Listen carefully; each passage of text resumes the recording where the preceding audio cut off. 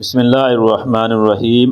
روم کے بادشاہ ہرقل یا ہرکلیس کو نبی کریم صلی اللہ علیہ وسلم نے خط بھیجا جس میں دین کی دعوت دی گئی۔ رومن امپائر اس وقت دنیا کی طاقتور ترین حکومت ہوا کرتی تھی اور اس کا بادشاہ جاہ و جلال کا پیکر ہوا کرتا تھا۔ ہرقل کو جب یہ خط ملا تو اس نے حکم دیا کہ اگر کوئی عرب کا باشندہ ملک میں ہے تو اسے لایا جائے۔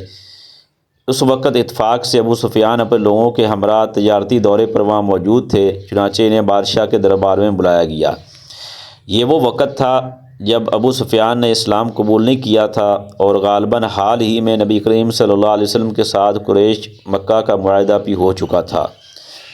جب وہ سب دربار میں پہنچے تو ہرقل نے سوال کیا، تم میں سے کون شخص محمد صلی اللہ علیہ وسلم کا زیادہ قریبی عزیز ہے؟ ابو سفیان، میں یعنی صلی اللہ علیہ وسلم کا سب سے قریبی عزیز ہوں۔ ہرقل، اس شخص کا خاندان کیسا ہے؟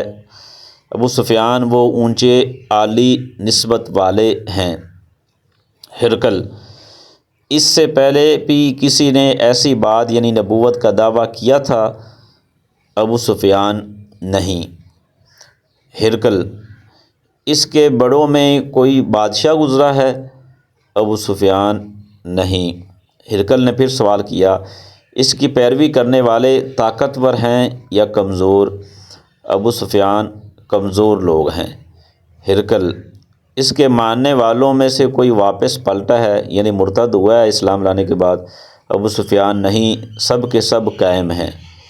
ہرقل کا سوال، دعوی نبوت سے قبل اس نے کبھی جھوٹ بولا تھا؟ ابو سفیان کا جواب، ہرگز نہیں۔ اب ہمارا معاہدہ ہوا ہے، معلوم نہیں اس کا کیا کرے گا۔ ہرقل کا سوال، کیا تمہاری اس سے کبھی لڑائی ہوئی اور اس کا کیا نتیجہ نکلا؟ ابو سفیان، کبھی ہم جیت جاتے ہیں اور کبھی وہ جیت جاتے ہیں۔ ہرقل، وہ تمہیں کس بات کا حکم دیتا ہے؟ ابو سفیان، وہ کہتا ہے کہ صرف ایک اللہ کی عبادت کرو، کسی کو اس کا شریک نہ ٹھہراؤ، اپنے باپ دادا کی شرک کی باتیں چھوڑ دو، نماز پڑھو، سچ بولو، پرہیزگاری اختیار کرو اور صلہ رحمی کرو۔ ہرقل بادشاہ نے کہا، میں نے تم سے اس کا نسب پوچھا، تم نے کہا ہم میں عالی نسب ہے۔ پیغمبر ہمیشہ عالی نسب ہی بھیجے جاتے ہیں۔ تم نے کہا اس کے خاندان میں اس سے پہلے کسی اور نے نبوت کا دعویٰ نہیں کیا، اگر کیا ہوتا تو میں سمجھتا کہ وہ ان کی تقلید کر رہا ہے۔ تم نے کہا اس کے بڑوں میں کوئی بادشاہ نہیں گزرا، اگر گزرا ہوتا تو میں کہہ دیتا کہ وہ اپنی بادشاہت حاصل کرنے کے لیے یہ نبوت کا دعویٰ کر رہا ہے۔ ہرقل، تم نے کہا اس نے کبھی جھوٹ نہیں بولا۔ جو شخص آدمیوں کے متعلق جھوٹ نہیں بولتا وہ اللہ کے بارے جھوٹی بات کیسے کر سکتا ہے؟ تم نے کہا اس کے ساتھ زیادہ تر کمزور لوگ ہیں، یہی لوگ تو پیغمبروں کے متبعین ہوتے ہیں یعنی ماننے والے ہوتے ہیں۔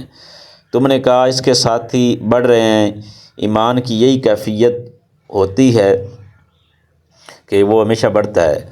تم نے کہا کہ اس کا ماننے والا کوئی بھی مرتد نہیں ہوا، ایمان والوں کی یہی خاصیت ہوتی ہے کہ وہ ایمان ہمیشہ بڑھتا ہی ہے۔ تم نے کہا کہ وہ ایک اللہ کی عبادت کو حکم دیتا ہے، سچ اور پرہیزگاری کی تلقین کرتا ہے، لہٰذا اگر یہ باتیں سچ ہیں تو عنقریب وہ اس جگہ کا مالک ہوگا۔ میں جانتا تھا کہ ایک پیغمبر آنے والا ہے، مجھے نہیں پتا تھا کہ وہ تم سے ہوگا۔ اگر میں اس کے پاس ہوتا تو خود اس کے پاؤں دھوتا۔ بخاری شریف کے اندر یہ واقعہ ہے۔ یہ ہے ہمارے نبی صلی اللہ علیہ وسلم کی شخصیت کی خوبصورتی کہ آپ صلی اللہ علیہ وسلم کی خصوصیات سن کر ایک کافر بھی حضور صلی اللہ علیہ وسلم کی نبوت کی تصدیق کرنے لگا۔